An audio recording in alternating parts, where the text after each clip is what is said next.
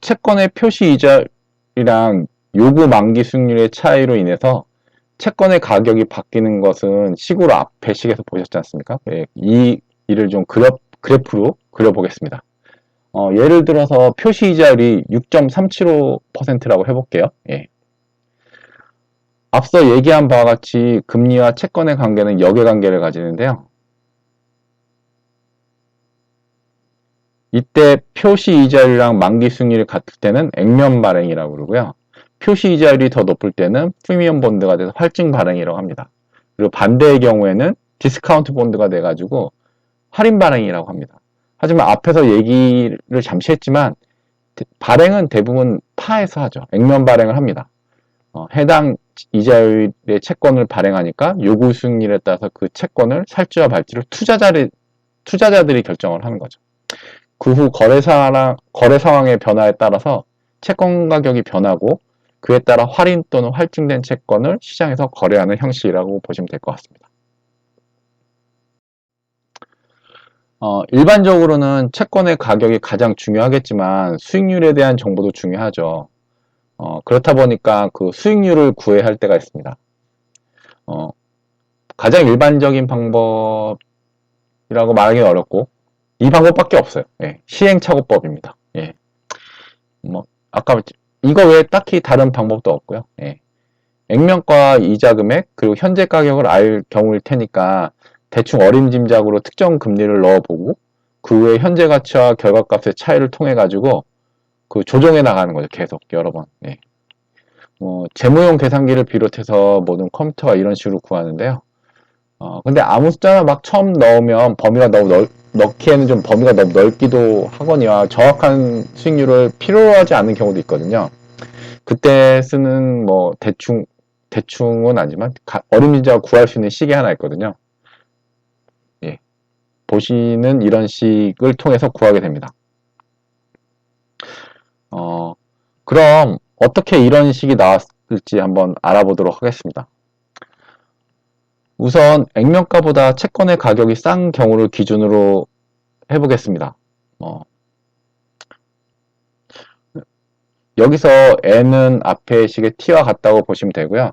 다만 어떻게 도출되는지 설명할 도식을 표시할 때 기간의 흐름을 t라고 제가 쓰다 보니까 구분하고자 좀 n으로 표현을 했습니다. 우선 여기 보시는 바와 같이 가격과 기간과의 관계를 표시할 수 있는 그래프를 표시할 장이 필요하겠죠. 예. 거기에 현재가와 미래에 받을 액면가 그리고 만기까지의 기간을 표시해 보겠습니다. 여기서 아무런 변화가 없다면 시간의 지남에 따라 채권의 현재의 채권 가격은 점차 액면가로 수렴할 것입니다. 뭐 이런 식으로 말이죠. 예. 다시 얘기하면 할인 채권이라고 했기 때문에 현재 채권 가격 P는 만기 이전의 액면가 F보다 낮은 수준에 형성되어 있다가 시간이 경과함에 따라 점차 상승하여서 만기일의 액면가가 되는 거죠. 중간에 이자 지급으로 인한 변동이 있기 때문에 사실 실질적으로는 이런 일직선은 아닙니다. 여기서는 계략적으로 빨리 구하는 방법이니까 개념적으로만 봐주시기 바랍니다. 이에 따라서 만기까지 남은 기간 N 동안 채권 가격은 F에서 P를 뺀 가격만큼 상승하게 되는 거죠. 이만큼 상승하게 되는 거죠.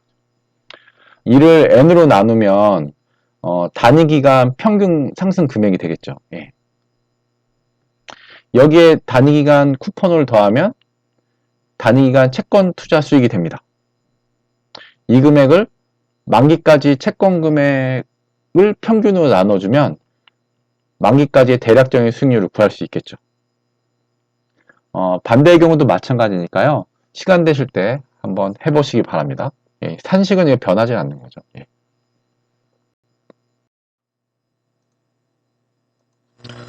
예, 앞서 본 산식은 일반 채권의 현금 흐름을 산정해서 만든 산식이죠. 하지만 이제 일반적인 채권과 다른 현금 흐름을 보여주는 채권 등이 좀 있는데요. 가끔 국채나 다른 채권을 살펴보면 중간에 이자가 없는 경우도 있습니다. 이를 순수 할인채라고 하는데요. 앞서 본 채권의 산식이죠. 하지만 이런 순수 할인채의 경우에는 이자의 현금 흐름이 없을 테고요. 이러다 보니까 산식도 그냥 액면가를 현재 가치로 환인해 주는 게 됩니다. 그러니까 간단해지는 거죠, 산식이. 전 시간에 잠시 말씀드린 연구체 중에 콘솔이라는 게 있습니다. 다들 기억하시겠지만 만기가 없는 채권이죠. 그리고 정해진 기간에 맞춰서 이자만 계속 나가는 형태입니다. 그러다 보니까 실제로 중간에 정해진 이자만 계속 나가고 그렇다 보니까 당연히 산식은 이런 식으로 바뀌겠죠. 여기서 다른 채권을 얘기하긴 할 건데 뭐 BW나 CB 같은 걸 얘기하는 건 아니고요. 순수하게 채권으로만 분류되는 것들입니다. 국가가 발행하는 채권을 국채라고 하는데 우리나라에는 대표적인 게 국민주택채권처럼 주택거래에 필요한 채권이 있습니다. 그리고 그림에 나온 것 같은 도로국채도 있고 각종 정책적 목적, 사회 목적에 따라서 그 국채를 발행하게 됩니다.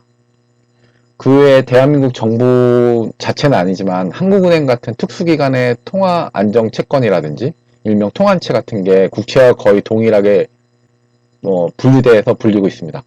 한국은행이 망하나 우리나라 정부가 망하나 둘 중 하나만 망할 수는 없기 때문에 둘의 위험도는 거의 동일시하고 있습니다. 그래서 금리도 거의 같아서 재무활동, 재무연구를 하시는 분들 같은 경우에는 둘 중에 국채나 한국은행 채권이나 뭐 편한 것으로 해가지고 무위험 수익률에 대한 대용치를 쓰기도 합니다. 그리고 발행은 회사채 같이 하는데 국채은행, 뭐 예를 들어서 산업은행 같은 경우는 사는채라고 해서 불리거든요. 산업은행 채권에서 사는채라고 불리는데 이것도 엄밀히 말하면 회사채라기보다는 국채의 성격이 강합니다. 그림에 나와 있는 공단의 채권도 마찬가지고요. 왜냐하면 대한민국 정부가 소유를 하고 있을 뿐더러 발행된 채권에 대해서 정부가 지급을 보증하고 있거든요. 다만 이제 국채 발행은 국회의 비준을 받아야 하고요. 통환채 같은 경우는 한국은행 금융통화위원회가 의결을 좀 요구하는 데 비해서 이런 뭐 사는채나 뭐 이런 다른 채권 같은 경우에는 회사채처럼 발행할 수 있다는 차이가 있습니다. 이렇기 때문에 우리나라 국채 규모가 통계보다는 훨씬 높게 잡아야 한다는 얘기가 좀 나오긴 하는 거죠. 예, 옆으로 잠깐 샜는데. 다음은 앞서 언급한 순수 할인채의 이름 말인데 제로 쿠폰 본드라고 합니다. 대부분의 국채가 이렇게 발행해서 혼돈이 있을 수 있어요. 네, 둘은 전혀 다른 개념입니다. 이건 미국의 대표적인 국채인 TB인데요. 대표적인 할인채죠. 대부분의 연구에서 이 TB의 수익률을 무위험 수익률의 대용치로 쓰다 보니까 제가 공부를 할 때, 제가 시험을 볼 때 제로 쿠폰 본드의 수익률을 무위험 수익률이라고 해서 틀렸던 기억이 납니다. 시험에 그때 틀렸더니 아직도 기억이 나네요. 예. 다음은 표시 이자율이 어떤 기준에 맞춰서 변동하는 채권을 말하는데요. 변동 이자부 채권이라고 합니다. 그냥 플로터라고도 하고요. 예.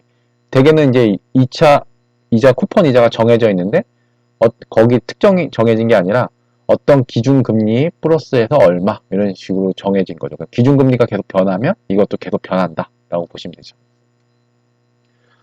그 외에 회사가 이익이 날 때만 이자를 지급하는 수익사채 혹은 이익사채라고 불리는 채권도 있습니다. 원금의 지급은 뭐 보장한다고 하는데 확실히 보장되는 건 아니죠. 이제 하지만 최대한 보장한다. 이제 원금을 준다라고 하는 거죠. 하지만 이제 이자의 지급에 대해서는 절대 보장하지 않습니다. 회사를 정리하거나 회생 절차에 있을 때 발행한다고 하는데 제 개인적으로 이런 업무에 종사하지 않다 보니까 본 적은 없습니다. 그 외에 언급하지 않은 뭐 전환사채나 신주 인수권부 사채 그리고 옵션 등이 결합된 뭐 다양한 채권 등 뭐 종류는 점점 많아지고 있어요. 뭐 금융거래가 점점 복잡해지면서 그에 걸맞는 그에 적합한 목적으로 채권을 설계할 수 있게 됐거든요. 뭐 일종의 계약 증서이기 때문에 뭐 수학적 지식이 높아지면서 다양한 형태의 채권이 계속 나타나고 있다라고 보시면 될 것 같습니다.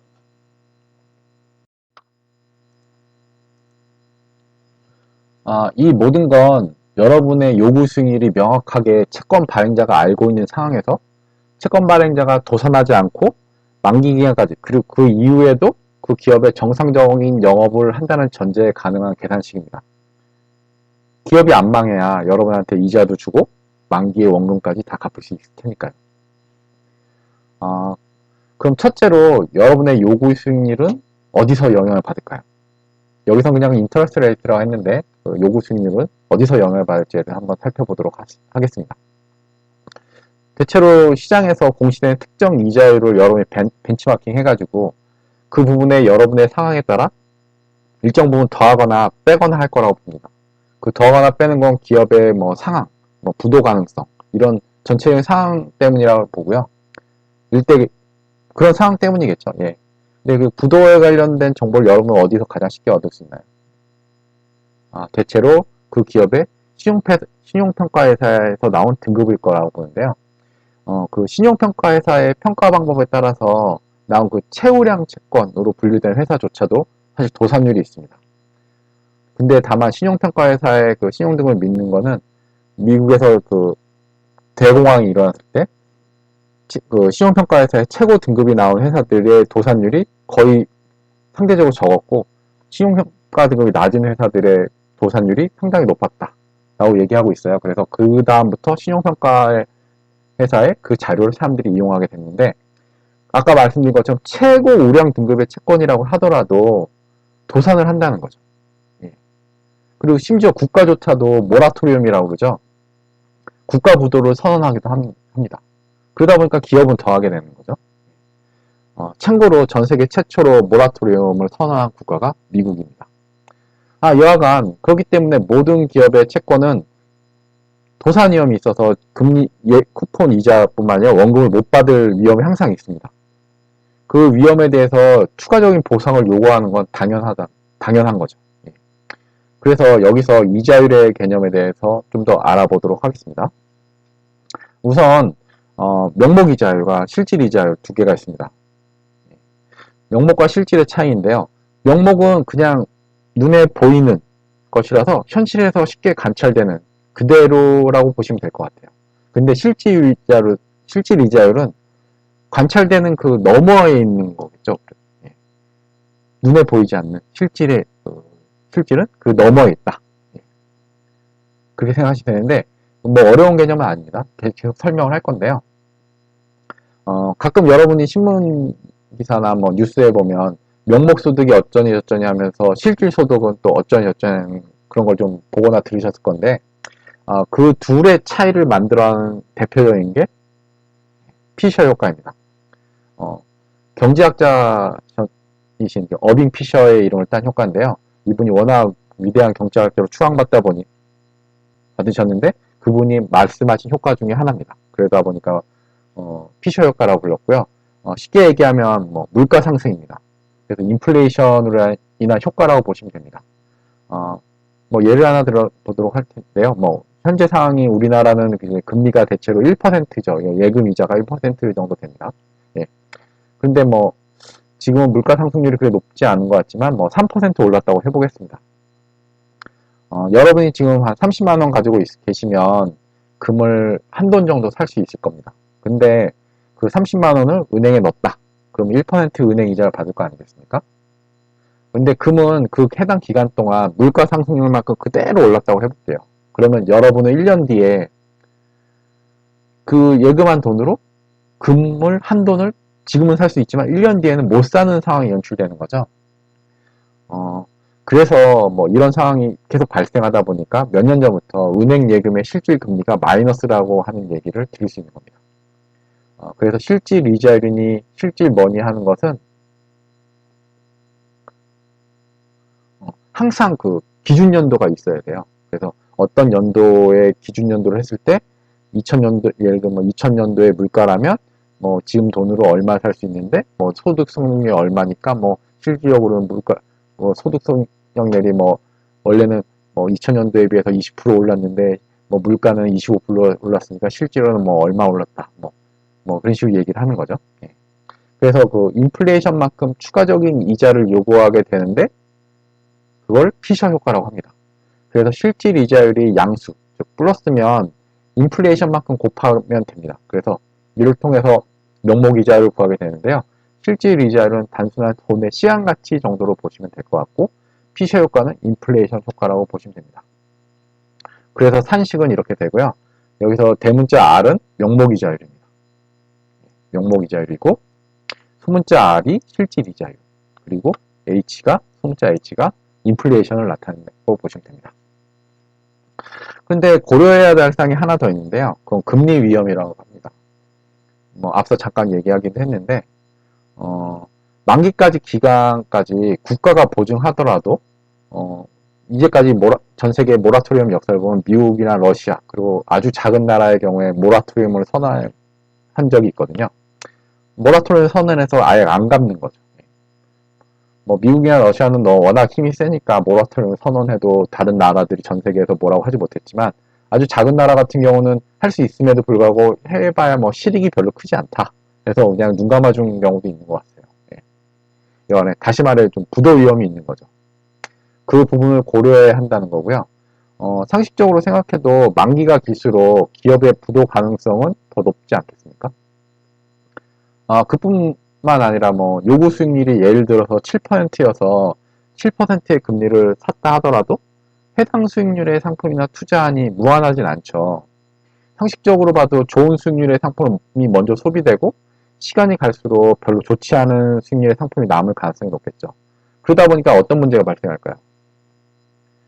은행 예금 같은 경우에는 예금 기간이 길면 그게 그대로 복리로 해서 재투자가 된다고 상정할 수 있는데, 여기 채권 같은 경우는 이자를 중간에 지급하지 않습니까? 현금을 돌려줍니다. 근데 만기까지 그 수익률을 계속 유지하기 위해서는 그 이자를 받아서 여러분이 요구하는 수익률의 상품에 계속 재투자를 해야 돼요. 그래야지 실제로 만기에 갔을 때 그 해당하는 만큼의 수익률을 얻게 됩니다. 하지만 이자를 받아서 해당 수익률의 상품에 재투자하지 못한다면 복리로 봤을 때 해당 수익률을 기대할 수 없게 되는 거죠. 이를 금리 위험이라고 합니다. 그래서 채권의 금리는 실질 이자율의 인플레이션, 그리고 기업별 상환위험과 재투자 가능성을 고려한 금리 위험 부분에 대한 그에 따른 프리미엄을 구성해서 세 가지가 합쳐져서 구성된다고 보시면 될 것 같습니다. 이것으로 채권에 대한 부분은 마치고 주식에 대한 얘기를 진행해 보도록 하겠습니다.